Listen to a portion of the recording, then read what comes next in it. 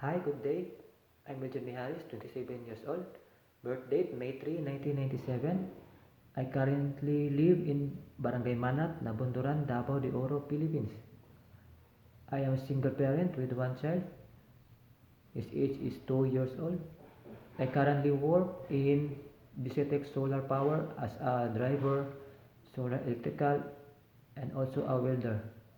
I'm a vocational graduate with certificate of driving in situ and electrical in situ.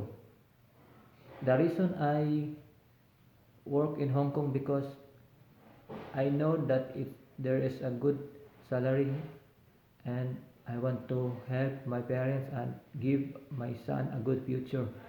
And if you hire me, I gonna do my best to do my job and to help you. And that's all. Thank you and God bless.